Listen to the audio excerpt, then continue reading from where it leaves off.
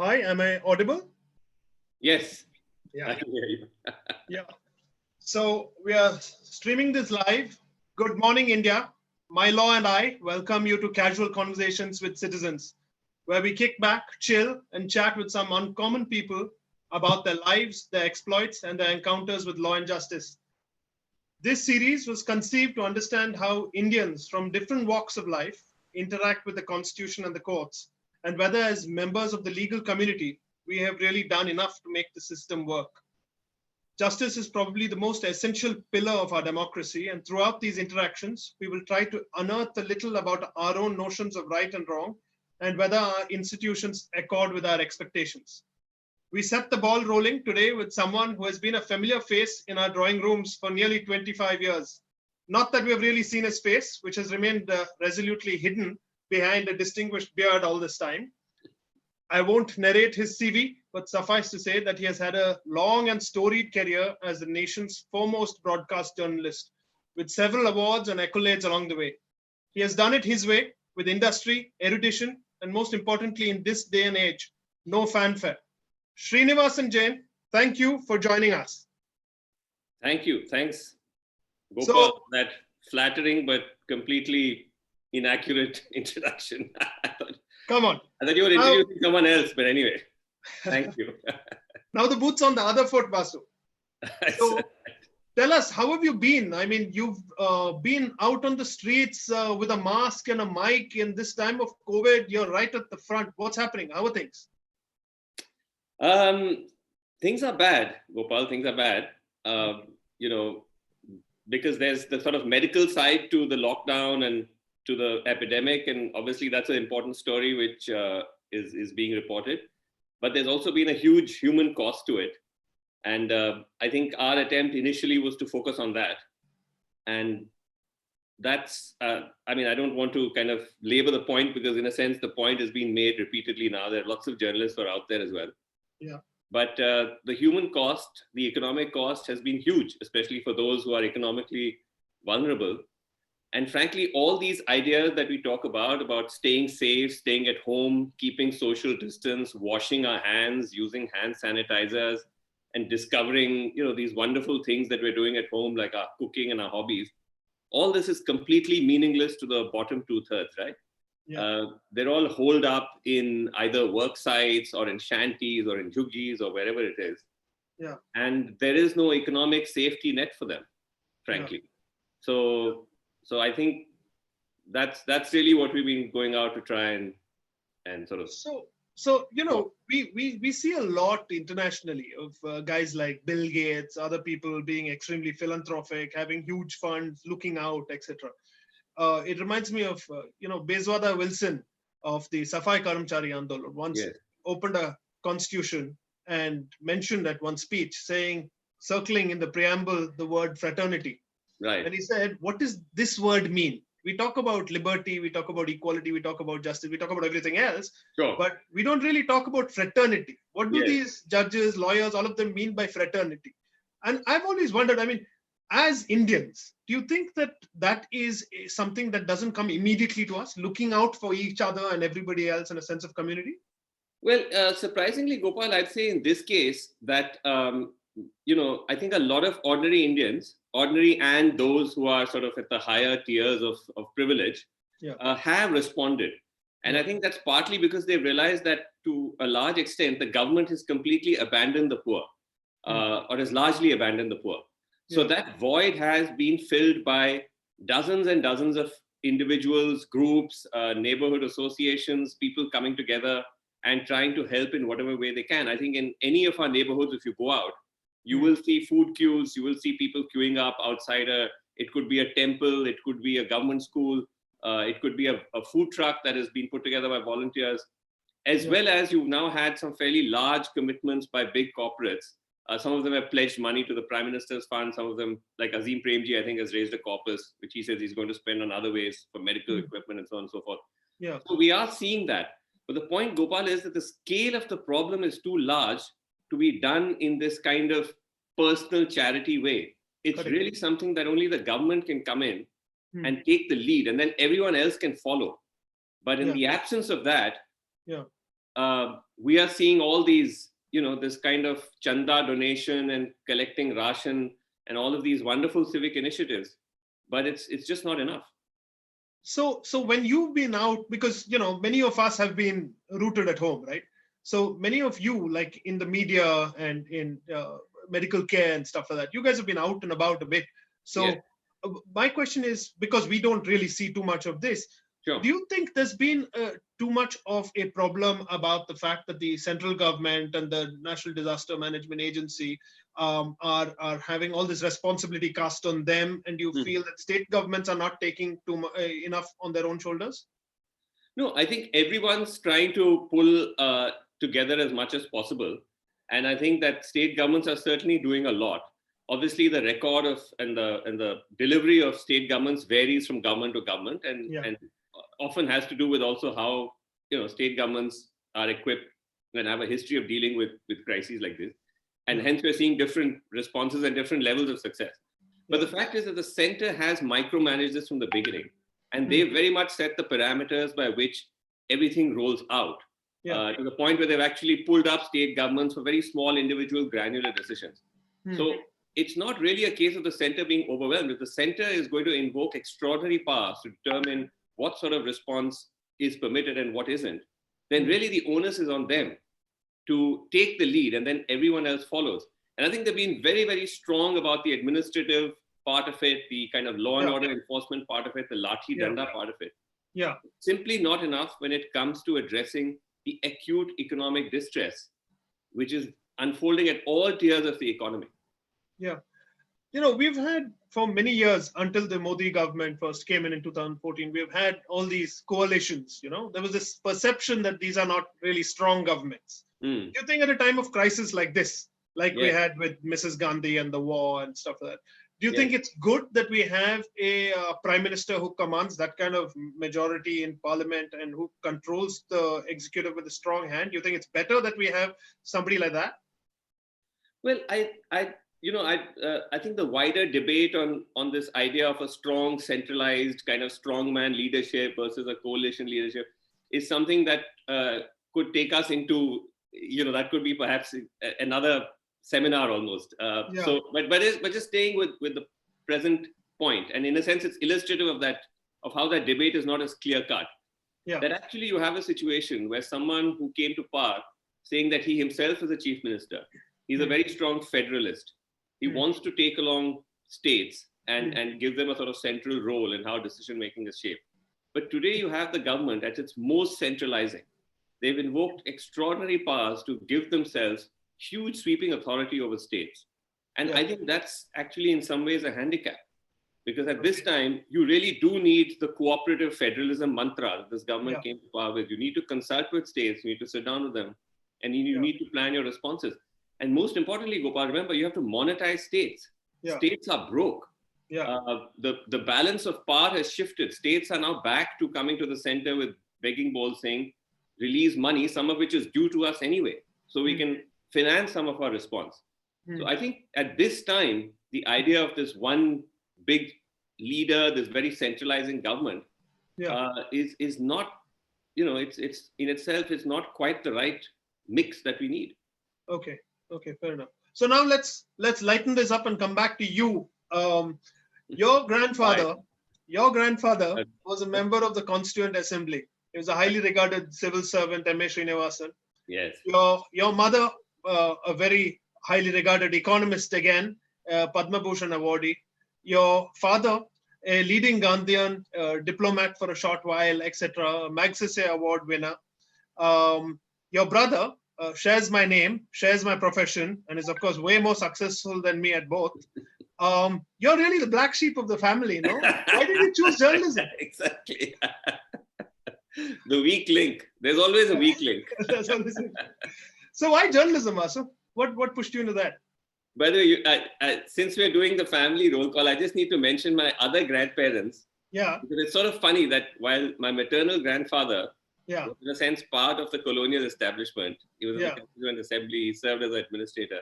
Yeah. My paternal grandfather was a freedom fighter who was at one time even involved with actually the manufacture and perhaps even deployment of bombs. So Wow. during the Quit India movement. So it's Huh. really two different So he poles. But was a bit of a revolutionary, was it? yes, he was. So in those days, everyone was part of the Congress because that was the only big in town. Yeah. But within the Congress, as you know, you had different Oh, strands. yeah. And you had the Bhagat Singh strand, which was, the socialist revolutionaries who believed in armed struggle. And then you had the Gandhians and so on and so forth. Yeah. So he was actually briefly attracted to the Bhagat Singh Chandrasekhar Azad school of philosophy. Oh, wow. And yeah, I think there was some guns and bombs involved. But that's And a part of the... he was okay with the son-in-law who was a Gandhian. Cover up, sorry. I said he was okay with the son-in-law who was a Gandhian. No, this is my paternal... Oh, your paternal grandfather. Okay. Grandfather, yes. Yeah. So that was my father who... Okay. Who, that's another story for another time, but yeah. Yeah. So how did you come into journalism? Well, I think, they say a bit about, they say patriotism is the last refuge of scoundrels. So I think there's a bit of a similar arc that you could ascribe to journalists as well. I actually wasn't really planning on it. I was entering journalism at a time when there were no journalism schools of the kind that we have now, especially schools that teach you television journalism and so on. Yeah. So I did a BA in England at Sussex University, and I came back and I wanted to actually go back into a PhD, but I needed some time to work on a proposal and things like that. So like all broke overseas students, I came back to India, and so I had about a year. So I ended up doing a sort of lowly job as a sub-editor at Times of India, just to mark time and earn some pocket money. Yeah. And this was kind of 94, 95. And that's the time NDTV was actually just starting the first privately produced news bulletin in India, which so far only been done by Doordarshan. We were doing it on Doordarshan, but it was privately produced. World This Week, is it? No, World This Week predated all of this. World This Week was the original, kind of godfather of privately produced, broadcast. Yeah. But this was going to be a daily news show. So Doordarshan for the first time had given permission to a private producer to do a daily news bulletin on Doordarshan. And this was on what was at that time called DD2, which had been launched. Yeah. And so NDTV had won that contract. And so they were just looking for, young, raw, just people to come and sort of work with them. And a friend of mine from Times of India and I, we just went along for a lark, didn't take it very seriously. And that, bam, 25 years. So. Yeah, wow. No, but at that time, when you came in, I'm presuming that you had Rajdeep and Arnab and Barkhan, they were all colleagues. Yes. You're all contemporaries, possibly, more or less.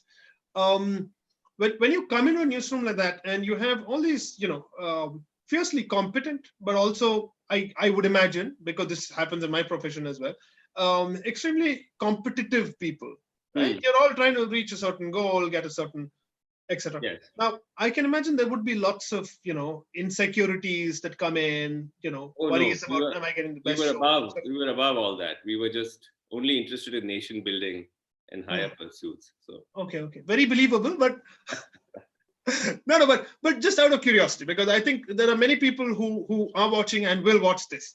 And this is one of the things I experienced, at least when I was in college, and then when I came into the profession as well, that so many people feel that the slice of bread is too small, and there isn't enough, and then you start worrying, and then you start getting competitive, and you get gossipy and bitchy, and you step on each other's toes and stuff like that.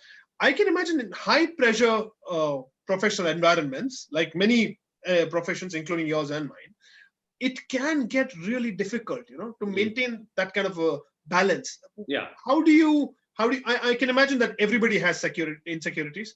How do you deal with them is what, sets one person up against another. So how did you deal with it personally? Mostly through large amounts of alcohol, and and then eventually counseling, hours and hours of counseling. Yeah. Look, Gopal, there's you know this because you've been in the Yeah. game, as you said, equally competitive game. There's Yeah. no easy way. Mm. When you start off, you're all fighting each other to the death. Yeah. There's a whole phase of that. Yeah. And then at some point, and this could take years, Yeah. you reach a stage where you feel that you finally managed to carve out your own space and you're getting to do the work you want, you're getting the recognition and all of that. Mm. And that's really where you start to find peace, you know. But there are people who could do that for years and not find peace. You Yeah. can still be bitter and full of grievances and feel that you've been shafted. Yeah. So it's really, there's no easy kind of out for this. But I would say that I think professions like the media lend themselves to that kind of, those kinds of dynamics, because Yeah. you're talking of extremely young people thrown into a very hothouse situation. Mm. This is not a formal work structure like you have in other organizations. Yeah. It's very informal. There are no Yeah. clear hierarchies. Yeah. So, and it's, as they say, you're only as good as your next story. So there's this constant pressure that you have to be on every day. You can't rest. You can't say, I've done a great story and I can rest on my laurels. Yeah. So, but I would say this very quickly, Gopal, like not to sound like an old fart, but I think that if I look at our newsroom today, Yeah. compared to where it was 10, 15, 20 years ago when we joined, things are much calmer now. I mean, reporters are much better sort of just aligned. They don't seem to be as, it's not that kind of dog-eat-dog cutthroat dynamic. They're doing great work, so it's not taking anything away from their work.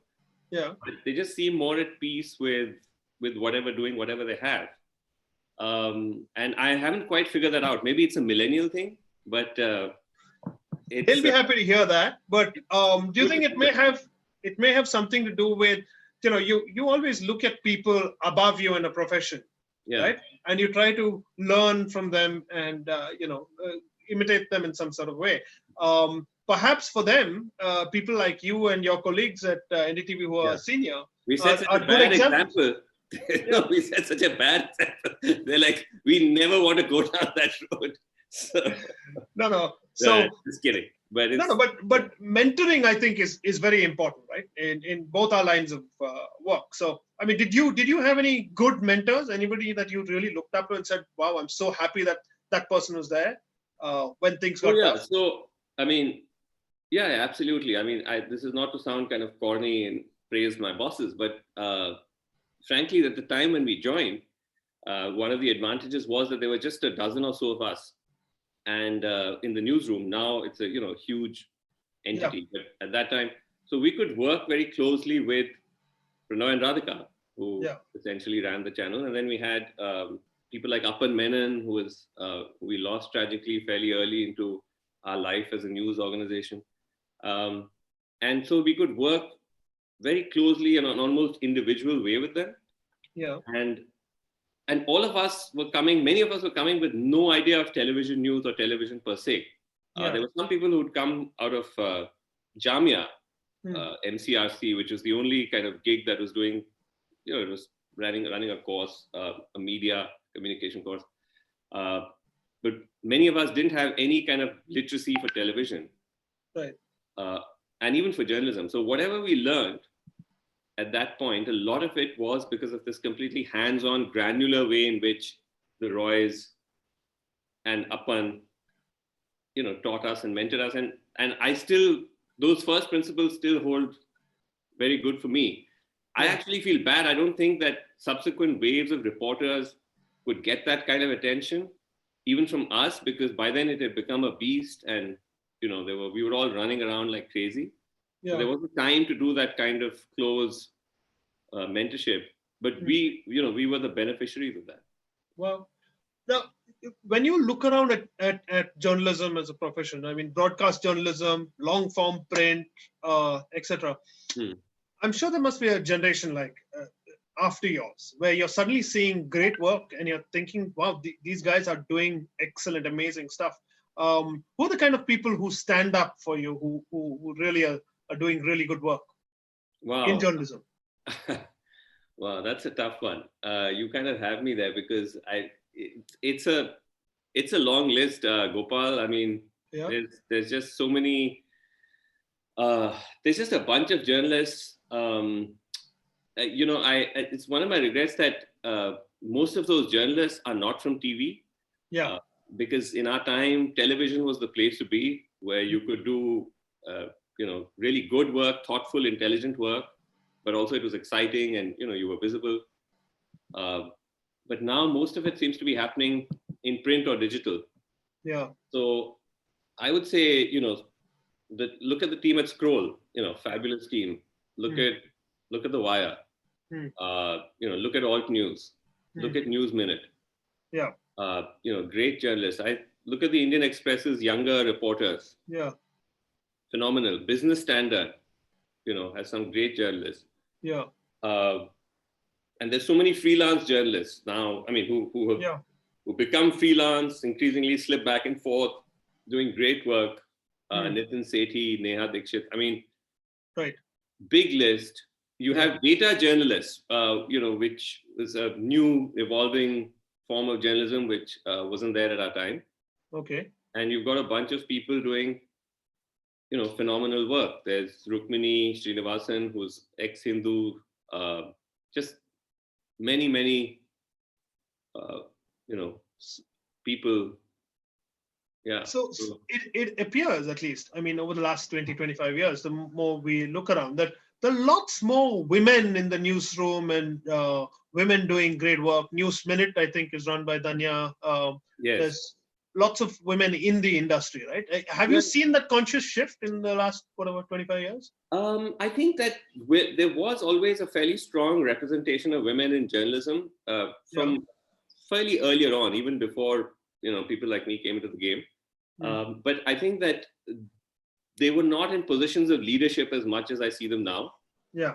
But I think one also has to remember that we were somewhat privileged in NDTV because we were just surrounded by women at all levels. So we had women at leadership level. So there was, Radhika Roy, who's really, along with Pranay, they both were running the show.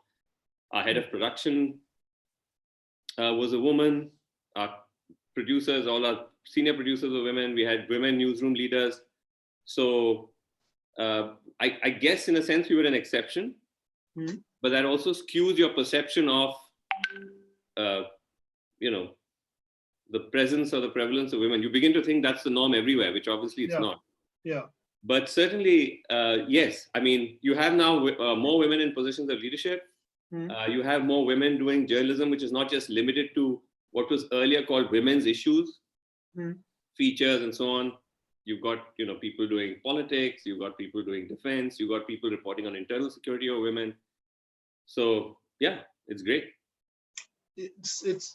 I mentioned this only because one of your colleagues who has known you for almost your entire tenure at NDTV, and I had a conversation.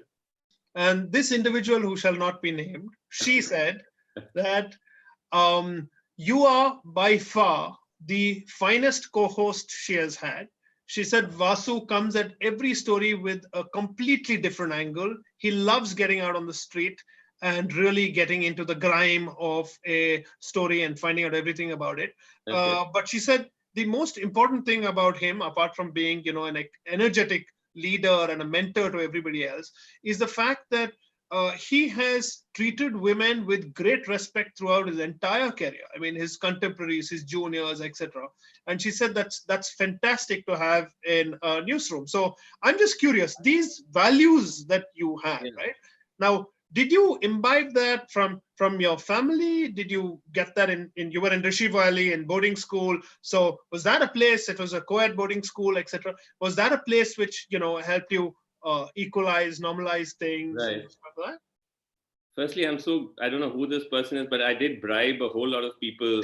I've been bribing them regularly because we have to maintain this facade of a reputation. So I'm glad that's paid off. Number one. Number two, I can imagine people, women in my life watching this and just cringe, I can see them smoke coming out of their ears. Seriously, is that the reputation? But that apart, on a more quasi-serious note, look, it's hard to, as you know, Gopal, it's hard to look back and say, hey, this is what it was. Yeah. But I think to the limited ambit of NDTV newsroom, as I mentioned, when you have just so many women in positions of leadership, it just changes the whole dynamic. You know what I mean? You instinctively, even if you do have impulses which may not be the best, vis-a-vis treating women colleagues with respect and so on, and grappling with problems of male insecurity. It's very hard to do that in a newsroom like that, where there's a lot of respect given to women and women leadership. So I think a lot of it has to do with just the working environment where you are. But I mean, certainly, look, my mother's she's a feminist, she's an economist. She's just a very strong woman. And so that's the kind of house in which we grew up. My dad was, again, he just, my mother would often joke and say that he's even more of a feminist than she is. So I think when you grow up and you see that kind of relationship, or you grow up in that world, it makes a difference. So I guess like a bunch of those things. Yeah. So since our conversations are attending the law and stuff, what was your first real formal interaction with the law? I know more recently you and Gopal have filed that libel case. Some chap had besmirched your dad's reputation, etc. But what are your first encounters with it? When did you first? Was it like a traffic cop pulling you over? Yeah. What was it? Yeah. So like people talk about how Delhi is unsafe for women, but like there was a time when I actually felt, when we were in college and we're talking of like mid 80s, early 90s, I actually felt it was even more unsafe then, particularly because the police, you actually feared the police, especially if you're out at night with a woman. And I think my first encounter, so I was driving at night with my girlfriend of the time, and I was in college then, Delhi University. And we got pulled over at a police naka. And there were these cops that were, for some reason, there was some cause for tension in Delhi. So they were paramilitaries. And they pulled us over and they made us roll our windows down, and they were looking inside, and you could see they were excited at the fact that they'd managed to catch this young couple, and there was a young woman in the mix. And they started having this conversation, what you're doing, etc., etc. And then they started, and they were Tamilians in that constabulary. And they started having this conversation saying in Tamil, saying, listen, you take the guy out and, engage him. I'll grab the girl and I'll... And they're having this conversation in Tamil, not realizing that you understand. Every single word. So, so that was my... And how did that play out? How did that play out? You're just leaving us hanging. What happened?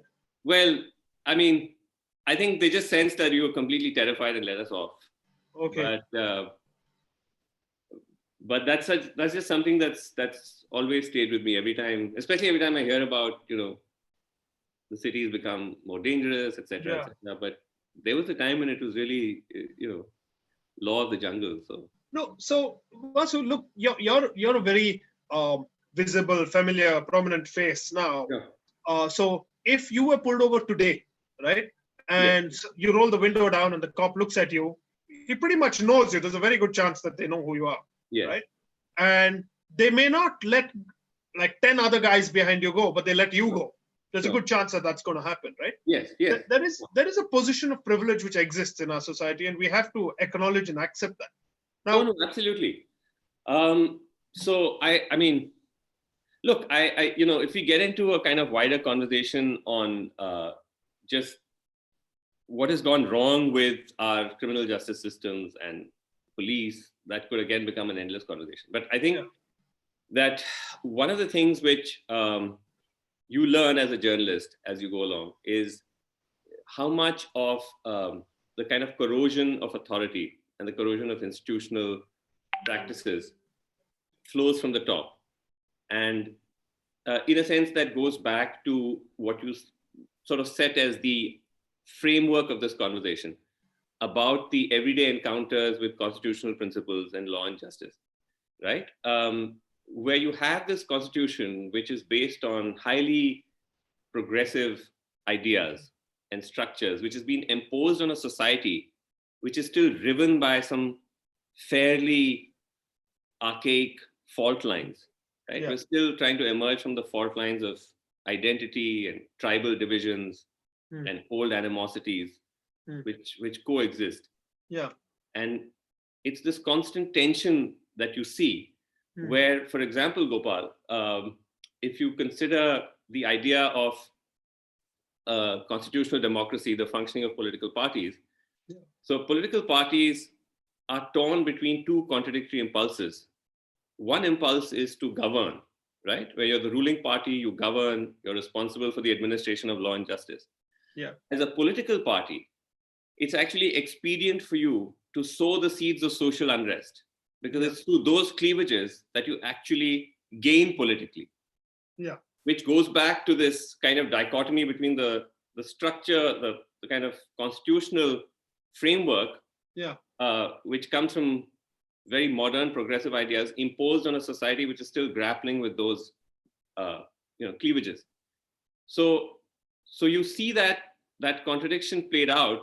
Yeah. And we've seen this over the years, party after party, government after government coming in and subverting the rule of, both enforcing the rule of law and subverting the rule of law simultaneously.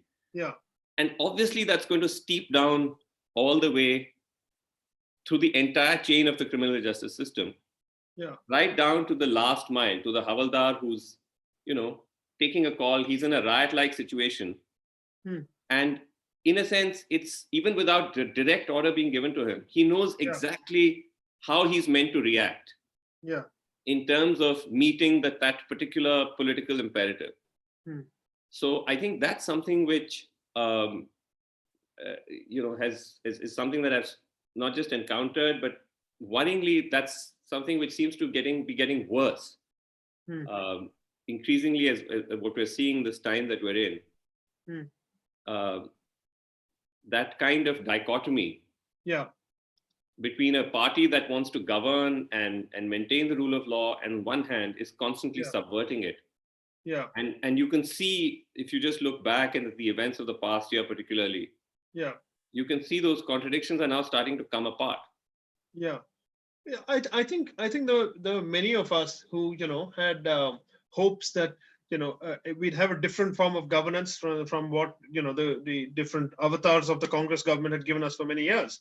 Sure. And especially when during the emergency phase, many of the non-Congress individuals, many of the guys who are presently at the helm of affairs, were the victims of that kind of a process. Yes. One would have imagined that when they are in power, they will make sure that kind of thing doesn't happen again. But I think what Lord Atkin said is absolutely true about power corrupting. I think the problem is that even if you finally come to that position of privilege, right? And if you want to do good, there are other pulls and pushes and pressures that force you to then start making these compromises. And those compromises suddenly go to this extreme that we have been seeing for a while now, and I remember in that Harvard lecture that you gave, you talked about this whataboutery that had started coming in. And I think that there's something to be said about the fact that you can always turn around and say, look, they did it, right? Sure. But if we want to move along as a society and a culture, we need to leave that behind. And we need to just climb up and say, look, they did it. We're not going to do it. We're just moving ahead. Let's just take everybody and move along. No, absolutely. Every bad practice builds on another. Yeah. So there is precedent. There's always precedent. There'll always be some crime in the past which you invoke to commit a future crime. Yeah. But I guess you can't tackle any specific problem, any specific kind of crisis you're in, unless you address it in that moment and in its specific context, without constantly getting into this, but what about Nehru and what about Mohammed bin Gauri? Yeah. But I think that, Gopal, this again goes back to what I was saying, where this idea that political parties feel incentivized that they need to stoke these cleavages. because of the fact that those cleavages still matter to millions of ordinary Indians. Sitting in our little privileged bubbles, we can always pontificate and talk about how we move into a post-identity society or a post-caste society. But it's really interesting, Gopal, because when you talk to political parties, their official line always is, oh, it's you in the media that's always bringing this up. We are beyond it. But you cover an election, you go to any state, and you say, give me your candidates list. So there are two candidates lists. There's one which is submitted to the Election Commission, which is in quote unquote a secular list. It's just name and other details. And there's the actual list, which breaks down each candidate on the basis of their caste or their religion. And not just caste, like macro caste, right? So you'll have subcaste, within OBCs, you'll have all and then within those OBCs, you'll have, and so on and so forth. Within Dalits, you'll say, okay, the Jatas, the non-Jatas, Valmikis. So that's the immediate basic SOP of any election, even today. No, I remember. So, sorry, go on. No. So I'm just saying that those are again to me reflective of, as I said, this tension between the constitutional imperatives of equality and in a sense of this kind of meritocracy. Versus how it actually plays out on the ground. And till we resolve those tensions, unfortunately, we are still going to again and again see what we're seeing. No, so do you think that the Constitution, as it was originally envisaged, had too many loopholes, which allowed for this kind of, let's say, abuse later on? Because Ambedkar said this Constitution is as good as the people who use it, right? Sure. And from the early 50s onwards, we had Nehru's governments bringing in the fact that you brought the first amendment in fact, just to ensure that you can have proper reservations and quotas. Because otherwise, quotas initially and reservations along these caste lines were only meant for Parliament and the legislatures. They brought it through the first amendment and they've been using it. And then, of course, Mandal Commission and VP Singh and all that later. So we've seen initial 10-year tenure for, say, the SC/ST reservation now being extended to 80 years. We're at that stage now. And you're right. We have therefore seen these as political tools that politicians use and keep us divided, right? But if we had to reimagine these aspects, right? If we had to start from scratch, right? If you were Prime Minister in 1950, how would you do things differently? Because remember that we had a very deeply ingrained caste system. We had many people who were stifled and suppressed for generations, thousands of years, in fact.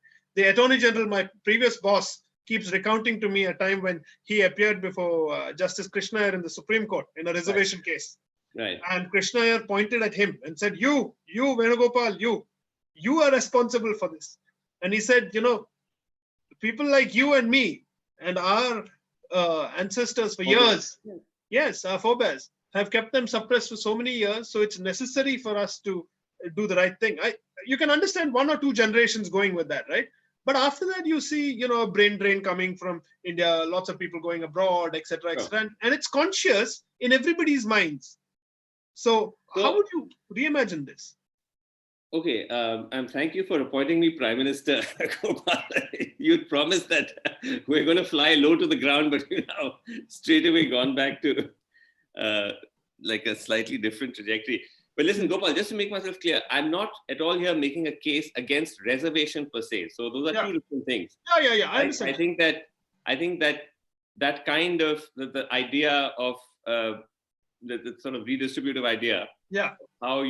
Because you can't do it otherwise. There are problems, historical problems, which you have to resolve. So we have to stay with that, and that's very important. And the fact that you still have to then follow this kind of quote unquote quota system in allotting seats and candidates is precisely because you've not managed to implement reservation, or at least managed to create a kind of parity between different social groups. There are still deep inequalities that remain. And that's why you end up doing this.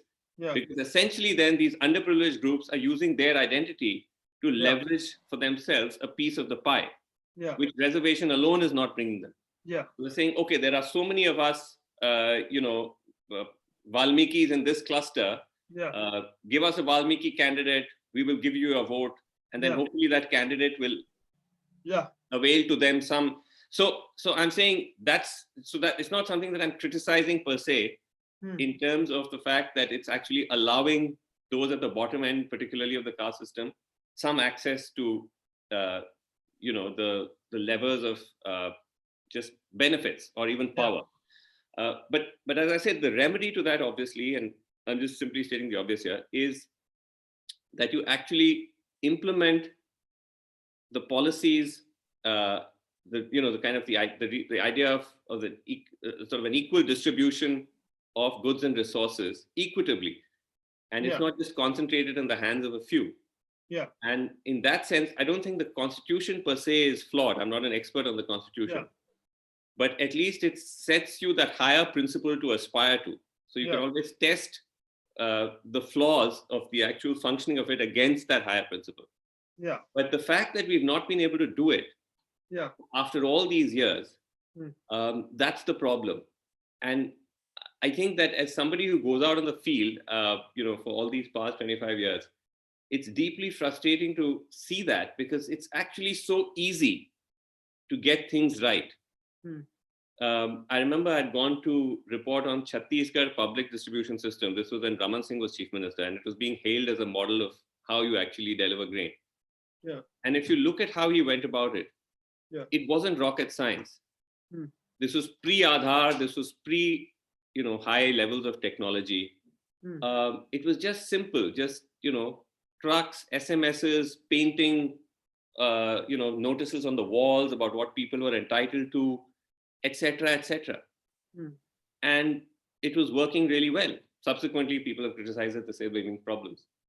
But that's really the way that you move out of this whole Mai-Baap, feudal, hierarchical, patriarchal, caste-driven, unequal structure, that you have the Indian state, you have all the pipelines to be able to deliver goods and services equitably.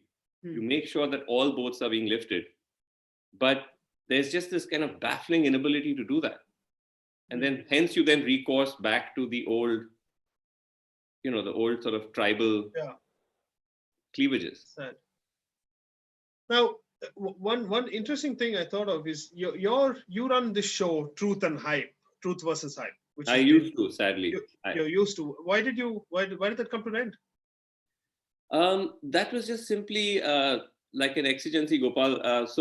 Firstly, that was a bit of a luxury that in today's day and age, I was allowed to do a once a week show where everything is all about the daily show and the, being in the moment. But I was fortunate that I could do it for, I think, almost, I would say 6 to 7 years. But then subsequently, it's just that, we needed all hands on deck increasingly. As you understand, the television landscape is deeply competitive, resources are stretched. So I was needed to be on more frequently. So I kept that going for a while. I started doing daily shows. I couldn't balance both things out. So finally that had to fold. So now I'm doing Reality Check, which is a kind of daily Monday to Thursday. So I was curious because, journalists and judges are two sets of people who are supposed to try and find the truth, right? And we lawyers, as far as judges are concerned, try as much as possible to prevent them from finding the truth.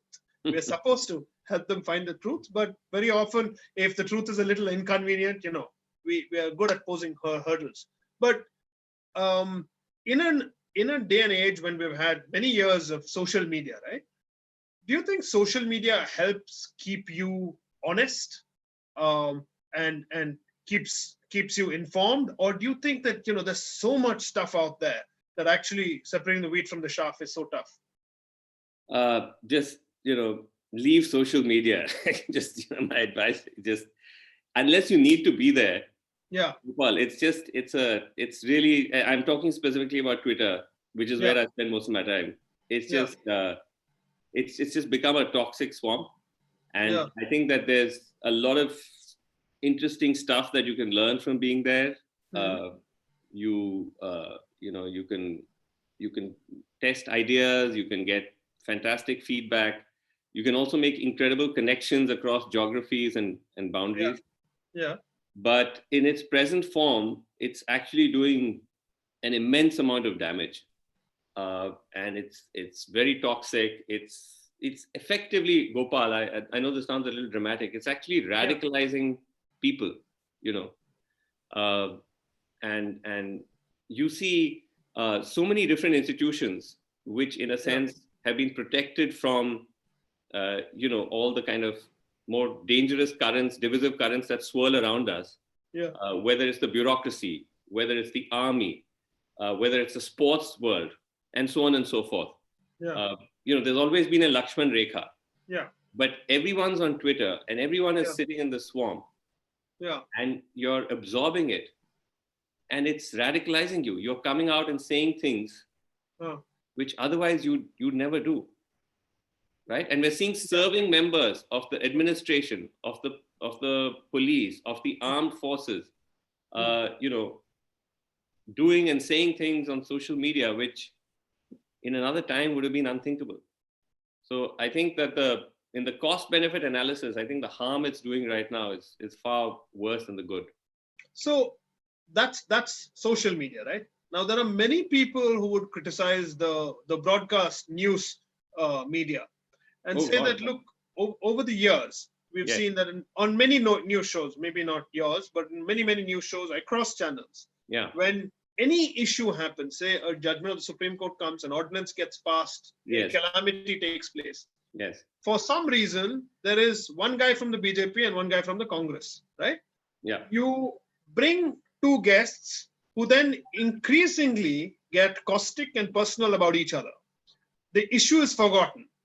Any norms of dignified debate is thrown out of the window. Now, the problem is the alignments that happen along these two poles exists. People who are watching take one view and not the other. And then you find that, except for, say, the army and cricket, you'll find these guys disagreeing on virtually everything. In 2004, Jon Stewart was called on the CNN show Crossfire, which had run for nearly 20 years. And they have a format where they have a Republican representative as a co-host and a Democrat representative as a co-host. And they wanted to ask him questions, but he pretty much took them down. Because he said, look, the two of you are doing more damage to this country than anything else by every evening sitting and debating issues and trying to create cleavages which may not really exist in people's minds. So do you think the media has been responsible? Not just the social media now. The media has been...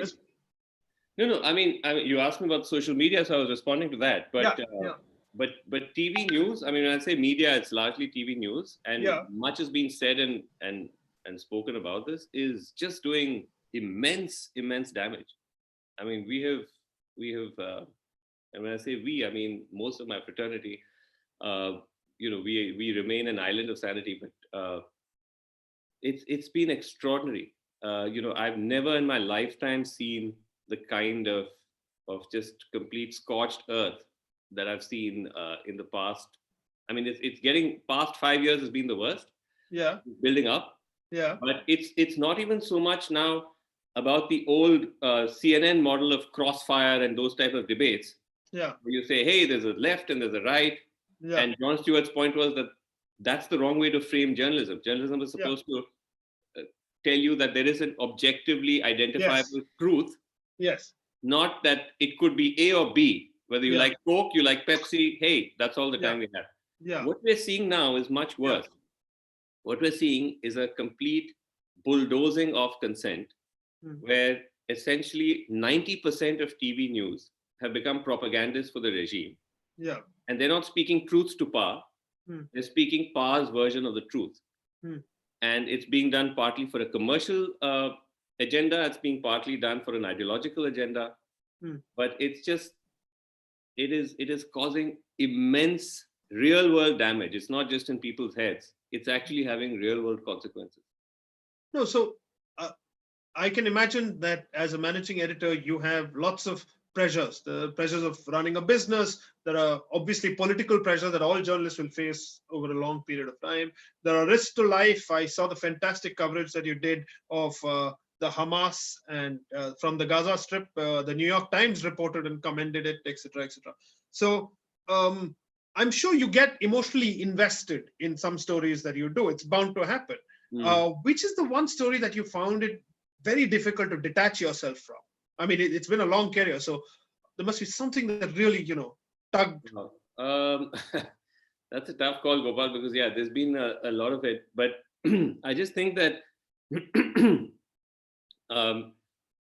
this whole idea of objectivity, which again can take us into a completely longer discussion. Yeah. Is frankly, it's a false. It's a kind of a false binary because, if you are confronted with something which is so patently unjust, or wrong, or there's a malfeasance of a kind that is, certifiably, you can establish it a certain degree of exactness, then you can't be neutral or objective, and that's when I guess you too tend to get involved. I think for me, this whole phase that we are going through, where we're seeing volcanic levels of bigotry and prejudice, just like never before, and at the highest levels of the regime. And we have tracked this and we have chronicled this. I think this is something which it's just impossible to be a bystander and just report it as though it's just a kind of river that's flowing, because it's actually having, as I said, material consequences on millions of ordinary people, especially those from minority communities. And I think that's just something which you cannot let that pass. You know what I mean? So one just feels that one has to fight it at every step of the way. And sometimes you can just be head underwater because it's so pervasive and it's so constant. But I would say that's the biggest thing which consumes me now, and sleepless nights. So are you concerned then about the issues that are attending the judiciary over the last few years? I remember about 20 years ago, any news which came from the Supreme Court or the courts, high courts, would be on page 12 in a tiny little column. Now we find it's front page news every single day, even innocuous little stuff, etc. Maybe it's a good thing in some way that people get to know more about what's happening in the courts and about law and stuff. But equally, I think we are getting to know a little too much about what's going on among individual judges, about allotment of cases, about possibly, avoiding verdicts which they should be giving verdicts which weren't necessary or exigent, etc. Are you concerned at all? And what do you think is the way forward? Oh, yes, I am. I mean, I'm concerned like everyone else is. Yeah. Again, it's not as if our judiciary has, always been above the fray. There's been long histories of questionable practices and institutional erosion.